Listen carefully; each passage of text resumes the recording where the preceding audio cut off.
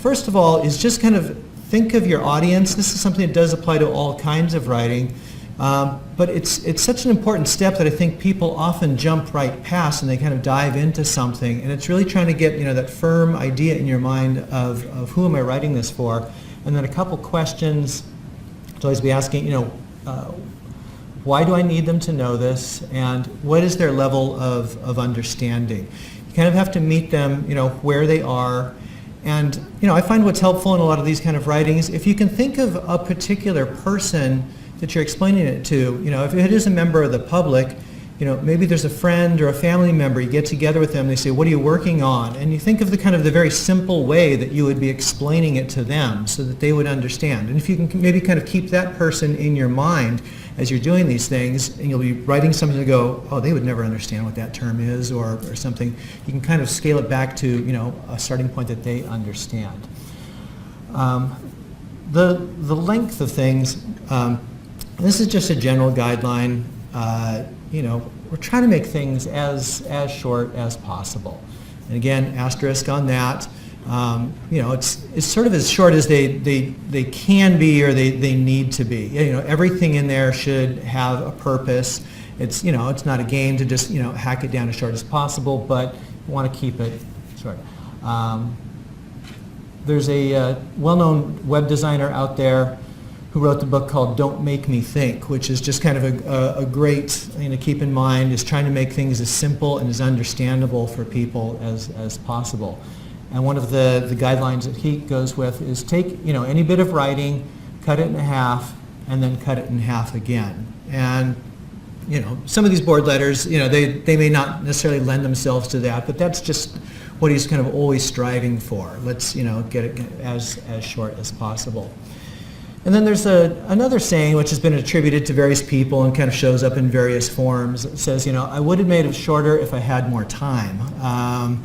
The important point being here, this is really difficult to do. It's easy to kind of just sort of go on and on sometimes, but to make it shorter is really a lot of work. And what happens here with everything we do, they go off on approval chains. And what normally happens in that, people aren't hacking things out, they're usually adding things in. So then it kind of comes back around, and there's just that added effort of going back and being an advocate for this piece, for the reader, and saying, no, we need to really try and trim this down where we can. So kind of starting off from the basic level of this is the words. Looking at the individual words we have, are we trying to stick with sort of short, simple, common words? Those are generally going to be the things that may just make it more readable. People are going to dive into one of these and again try and get through it as quickly as they can. Keep it simple.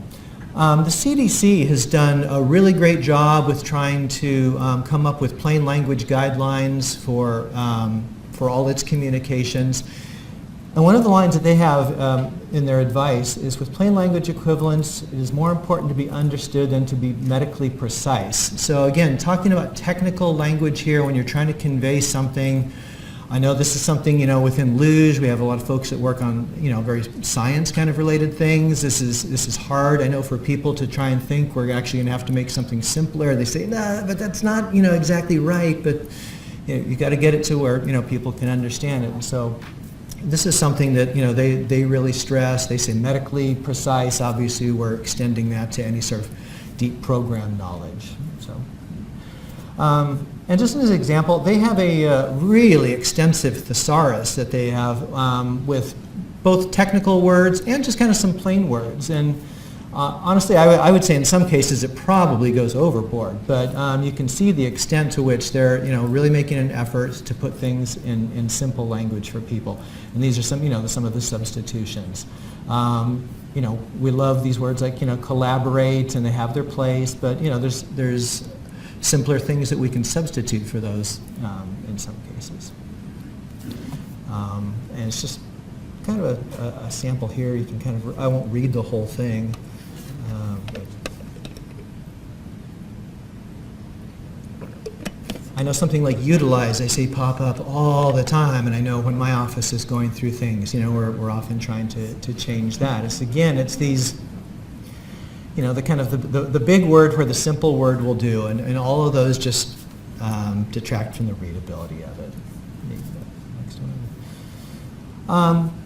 So again, just trying to omit where they're unnecessary. If you have a lot of things like this, kind of like these pairs of words, safe and secure. Now you could, I'm sure, talk about, the semantic nuance of the differences here, but you can probably get away with safe in a case like that. That's just a very simple example. We have a few more here. Disturbing the peace, and quiet. So the underlined parts, can be taken out without, really losing any meaning here.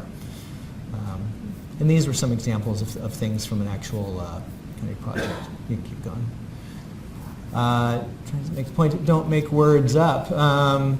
This is an example. I've heard people say agendize, and I went to go look it up, and what it's telling me is it's not a word. There's little sprinklings of things like this that show up in lots of things we do. So, really try and on the watch for those.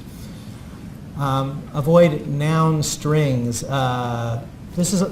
These are series of nouns, and they're often used in titles of things, which you will have, like in board letters. There'll be titles to things. And this is an actual federal example here. Underground mine worker safety protection procedures development. It's pretty much all nouns and then words acting to modify those. Something like that. This is a case where you're not trying to make it as short as possible. You might need to add in a few things to kind of break it up a little bit and just make it understandable. Next one. All right, so kind of moving up to the sentence level, keeping things just short and simple.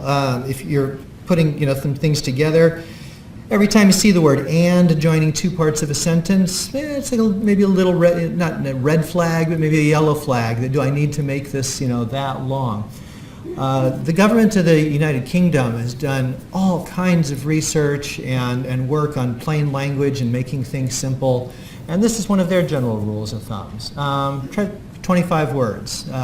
Again, just a guideline, just an about, but if you kind of see something stretching that long, maybe that's an indication we can break it down.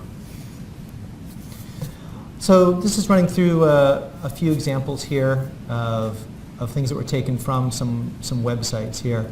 Help the effort to end this problem in San Diego County. Again, you can just take out the effort to, help, end. Words like that aren't adding to it. This is one, kind of see these things subsequently compiled, analyzed, and incorporated. It was just changed to included. Okay, all that concept kind of down to one word. Looking through things like that, currently experiencing significant challenges. It's all kind of simplified, down to having a difficult time, rather than experiencing significant challenges. Again, kind of all these big, more complex words. Like that.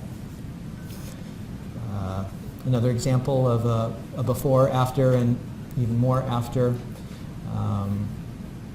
So again, words like collaboration, component, changing those things to working together, and just stronger, simpler words in some of those. Redundant, something was previously procured through the competitive procurement process. Watch it. And again, these are things that were on a county website at one not that long ago. And that was the after then, saying it was acquired. Next one. All right, for a moment on active versus passive. This is kind of as far as I'm going with anything actual grammar. But watching out for a passive construction, it has been decided compared to an active. We have decided. The active, you kind of have the subject and the verb. You're using a passive when you're trying to either de-emphasize or even obscure, who the acting party is in something. It's almost always going to be a stronger sounding sentence and more affirmative, easier to understand when it's put in the active voice. There's another good example here from the Federal Plain Language website. There's the before, and this is just kind of an ultimate in passive construction here.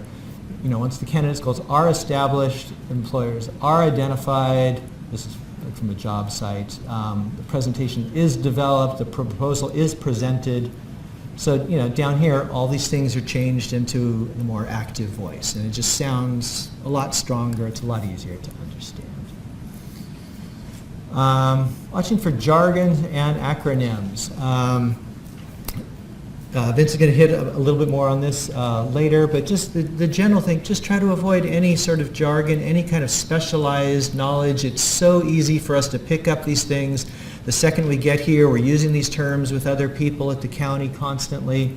And you forget really quickly that most people don't know these terms, and so it's just got to be a constant reminder. Avoiding acronyms, especially with limited use. It's one thing if you're going to have an ongoing relationship with customers and kind of over time, you're going to get to know them because you're doing inspections and you see them all the time, and they kind of start to learn, our business. But particularly if they're coming to a board letter cold, it's first time, they don't know these things.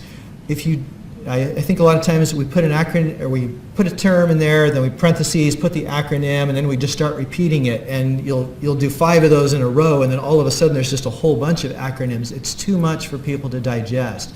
If you can get away with saying the program or the department or something, or even repeat the title again, it's fine.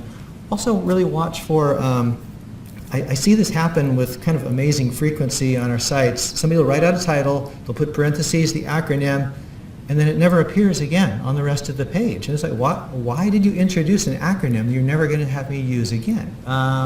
So just watch for things like that.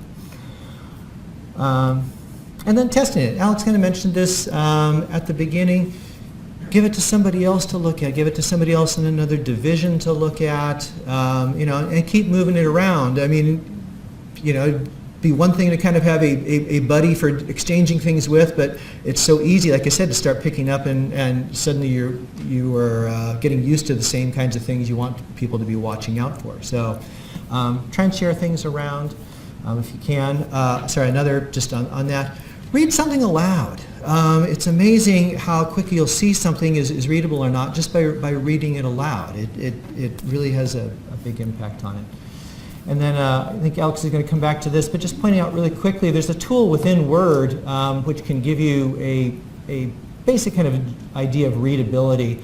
And it's this test that gives you a grade level. And this was just recently, I'd gone through county department home pages and run them through this, and it's kind of giving you these ideas of grade levels. And honestly, if something's getting up to grade 21, it's too much. I think this tool tends to grade things kind of hard, but it's a useful kind of for what it is. If something's right off the chart, right off the bat, it's probably a good indication that you need to tone something back. And that's all I had. I'm not sure. Is it back to Master of Ceremonies, or I don't know who's next.